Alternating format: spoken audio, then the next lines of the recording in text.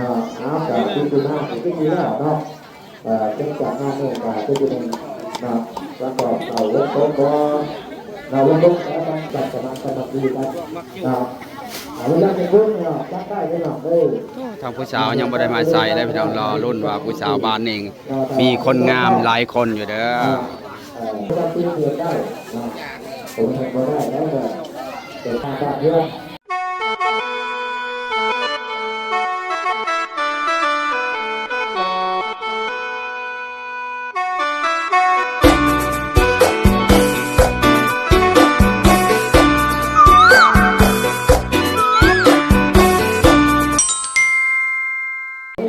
มันนี่ก็เสร็จสิ้นเรียบร้อยเลยพี่น้องเอ้ยเมื่อคืนนี้ก็งานบ่มีหยังเด้อประเทศสูตรห้องการธรรมดาสูตรบ้านที่แรกเพิ่นที่ว่าเฮ็ดเอาลำเรื่องเฮ็ดบุญเฮ็ดลำเรื่องแต่ว่ามันบ่ทันมันจ่อเวียกจ่องานแล้วพอดีว่าเพิ่นก็สูตรธรรมดาเฉยๆแล้วพี่น้องเด้อนี่แหละคือเราคนก็หลายสมควรนะจังหวะบ้านเฮาก็หลายแห้งพี่น้องทุกคนก็พากำลังกินข้าวกินน้ำคนหลายเลยพี่น้องคนหลายแห้งพี่น้องยอดคนหลายเลยพี่น้อง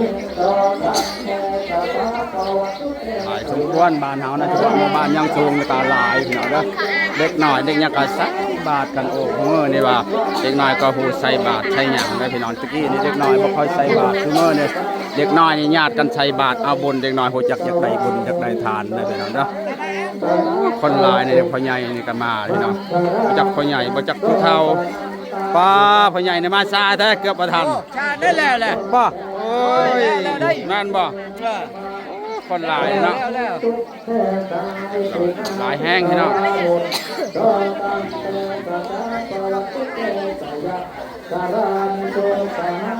ฮอตทีเอาเลยได้ไหมครับไป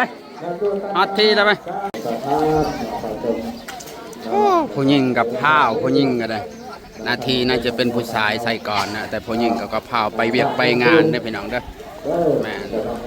หอดยำเวียกยำงานเนี่ยผู้หญิงเขากับผ้าเพราะว่าเนาะปกติกันพี่น้องเอ้ยพวกรถไทยก็มาวันนี้รถก็มาว่าอากาศที่คึมๆนะท่านผู้ชมใส่บาตร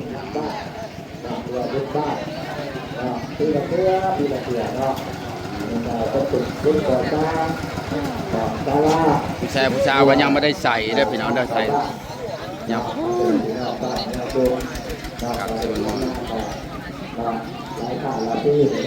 ตอบแสง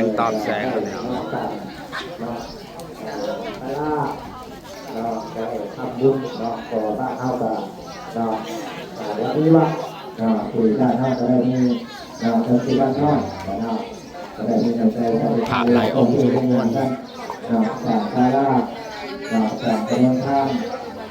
างบ้านทางเขาบ้านพระ8 องค์หลายสมควรพี่น้องจะได้หน้าพิการจะได้หน้าที่นั้นจะได้ยังนางเชื่อเนื้อพิการเนาะแต่ขับยิ้มด้วยคุณจะเรียกว่าเกี่ยวเจ้าเชี่ยวเจ้าพี่น้องไว้เผาเล่าเถิงนะพี่น้องเราชนเผาบรูเด้อเพราะว่ามาบ้านนอมกับชนเผาบรูพี่น้อง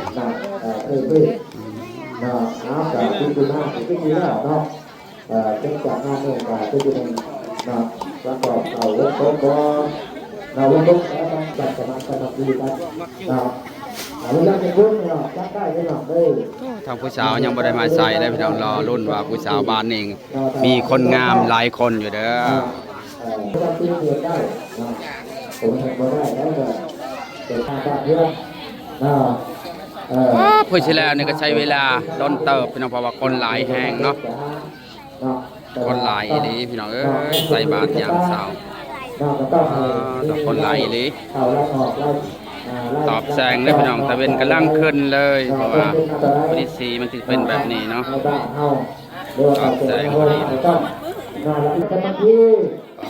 ยังพอแล้วไปได้ไหมกิ๊กกิ๊กคิดซับทำก็ได้คนยังดูก่อน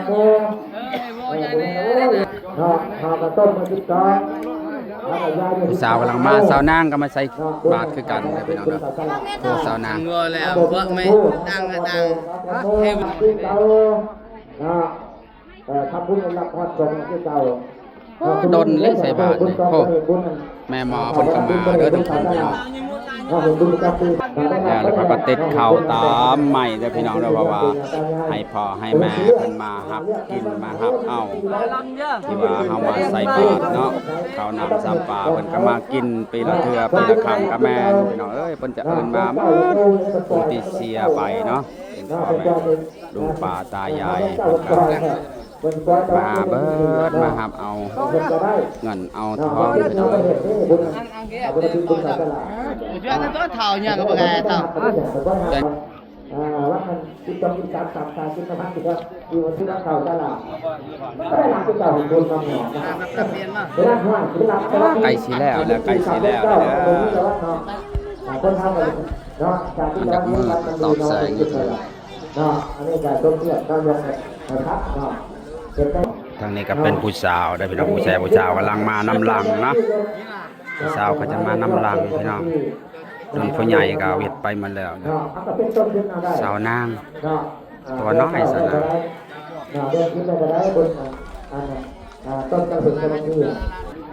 สุดท้ายแล้วพี่น้องเอ้ยว่านำไปจะเข้าใส่คือกันเนาะคือว่าสุดท้ายคือวันแล้วเนาะทางนี้พอตอบแสงบันไดพี่น้อง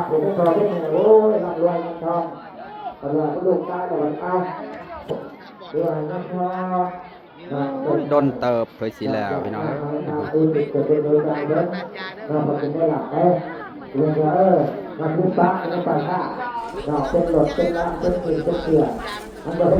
ประเทศดีได้ดอก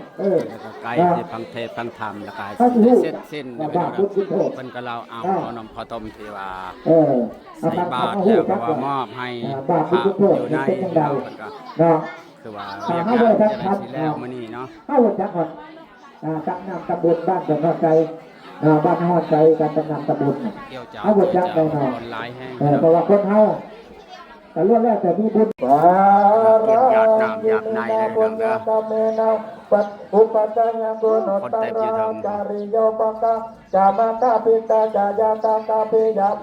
ิงจันเทมาราคากุณาวันตานาราปิตาหยาดในพี่น้องจาอินตาจาจตุโรกัปปาราจาเทวตานาบนุตตามาตตาเรกาเปจาสเปสันตาโสเกวันโตปุตปากาตาเนเมโสกังจาเทเวตังเปโสเกปังตาวมาตังอิเมนาปุญญากัมเมนาอิเมนาวันติจากิปะหังสุราเปเจวะตันโนปตานาเปตังสัตตาเยหินาธรรมายาวานิพานาเตวะสัตตุสัพพะทาเยวายัตตาสัตโตภาเวภาเวโวโสจิตังปัญญาจันเรโกเวริยปินาบาราราพันกาตังกาตุนจาเวริเยตุเมอาจานิทุกขพายับนิพายาโสกัปปัตตาจานิโสกวันตุสัพเพติปาหยาดน้ำแล้วพี่น้องไปเสียแล้วเลยนะ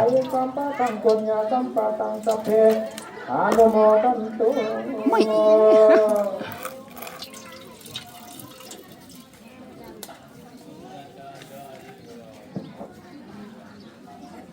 อ้าวสนาวพาวจากมืออะไร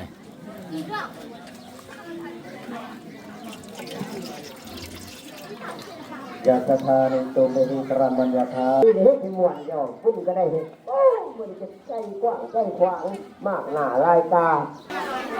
เสร็จสิ้นเรียบร้อยแล้วไหลสดยังต้องใส่ของ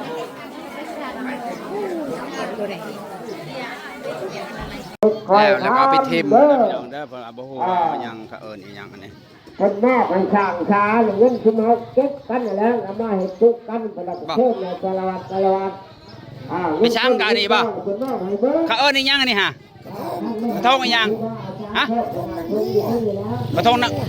างงัวนมกระทงยังก็นั่งนมงัวเอาไปทิมบ่เนี่ยโอ้นี่เขาเอิ้นว่ากระทงนมงัว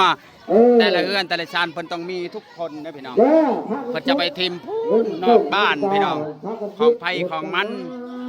เอาไปทิมนะพี่น้องของไผของมันก็ไปทิม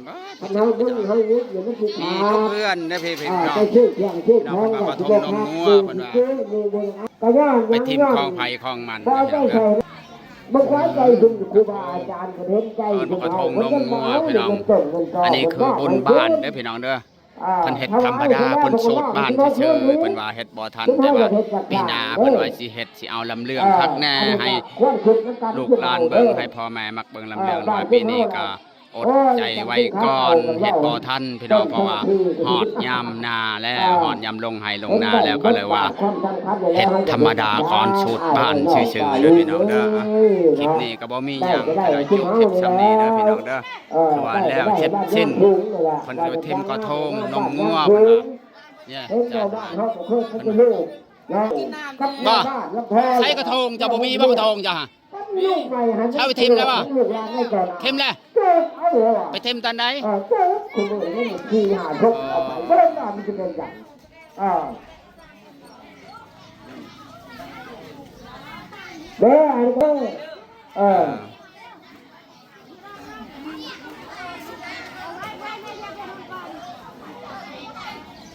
เรียบร้อยพี่น้องคลิปนี้ก็โจชำนี้เด้อกลับว่าสบายดี